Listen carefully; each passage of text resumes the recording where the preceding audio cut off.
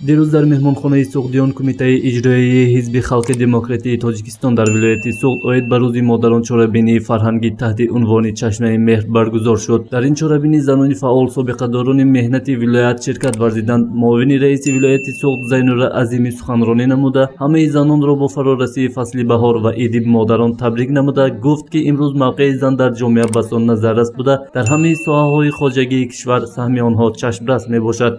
واقعا مادر در جامعه امروزه ما همچون آفرنده حیات، تربیتگر فرزندانی حکیم و فرزانه، دلیر و شجاع و صاحب احترام از مقام و منزلت خاص برخوردار می باشد. سعی و تلاش‌های حکومت مملکت نیز در سمت بلند برداشتن مقام اجتماعی زنان و جلب بیشتر زنان و دختران و حیات سیاسی و اجتماعی جامعه کشورمان محض با نظرداشت همین جایگاه خاصه و به خاطر ارجگذاری و نقش آنها می باشد. سپس رئیس کمیته اجرایی حزب خلق دموکراتی تاجیکستان در ولایت سوغد مطلوب ستاری سخنرانی نمود. مفصول از کوشش و غیرت آنهایی که برای پیشرفت جامعه، برای بی‌طرف نبودن نسبت تربیت فرزندان، مشکلات جمعیت و نسبت تقدیر وطنی محبوب همیشه احساس میکنند و آن اقدامها را دستگیری مینمایند. نام برده از غالبیت حزب خلق دموکراتی تاجیکستان در انتخابات حرف زده همه اشتراکداران را با این پیروزی تبریک نمود.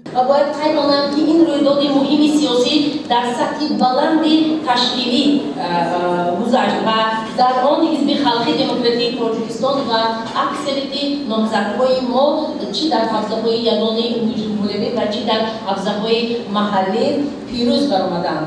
در تامین پیروزی حزب و نامزدهای ارزنده آن سهم هر یک شما و من هر یک اعضا و جانبداران ما خیلی کلان است. ما این را قدر می‌کنیم، می‌فهمیم و احساس می‌کنیم همه روزه.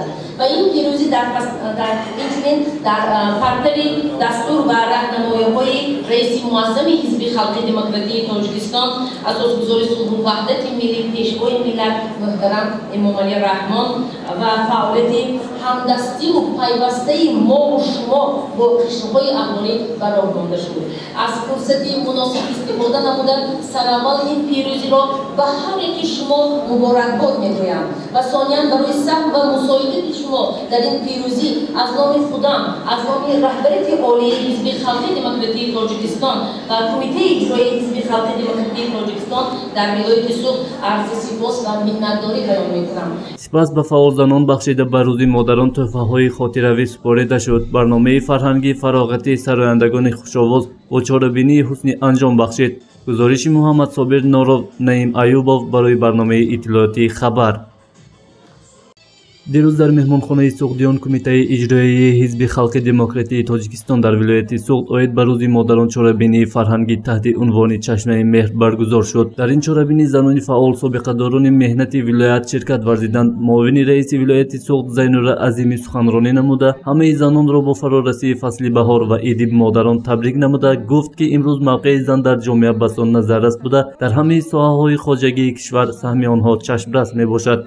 واقعا مادر در جامعه امروزه ما همچون آفرنده حیات، تربیتگر فرزندانی حکیم و فرزانه، دلیر و شجاع و صاحب احترام از مقام و منزلت خاص برخوردار می باشد. سعی و تلاش‌های حکومت مملکت نیز در سمت بلند برداشتن مقام اجتماعی زنان و جلب بیشتر زنان و دختران و حیات سیاسی و اجتماعی جامعه کشورمان محض با نظرداشت همین جایگاه خاصه و به خاطر ارجگذاری و نقش آنها می باشد.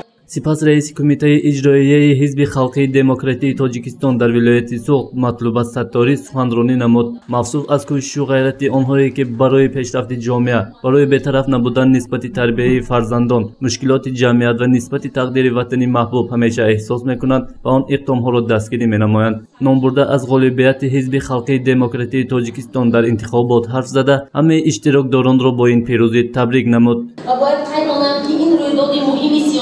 در سطح بلندی تشکیلی گذشت و در آن حزب خلق دموکراتی تاجیکستان و اکثریت نامزدهای ما چی در حوزه‌های یگانه امور جمهوری و چی در حوزه‌های محلی پیروز برآمدند.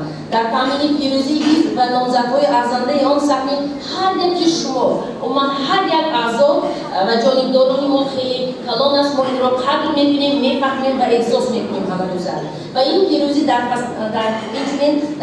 پرتر دستور و راهنمایی‌های رئیس معظم حزب خلق دموکراتیک تاجیکستان اساسگزار صلح و وحدت ملی پیشوای ملت محترم امام علی رحمان و فعالیت همدستی و پیوسته ما و شما با قشرهای اقلیمی برای مانده شد. از فرصت مناسب استفاده نمودن سرعمل این پیروزی را به هر یک شما مبارکباد میگویم و ثانیاً برای سهم و مساعدت شما در این پیروزی از نام خودم از نام رهبری عالی حزب خلق دموکراتیک تاجیکستان و کمیته اجرایی حزب خلق دموکراتیک تاجیکستان در ولایت سوق عرض سپاس و منتداری بیان میکنم. سپاس به فعال زنان بخشیده به روز مادران تحفه‌های خاطروی سپرده شد. برنامه فرهنگی فراغتی سرایندگان خوش‌آواز با چاره‌بینی حسنی انجام بخشید. گزارش محمد صابر نارو، نعیم ایوبов برای برنامه اطلاعاتی خبر.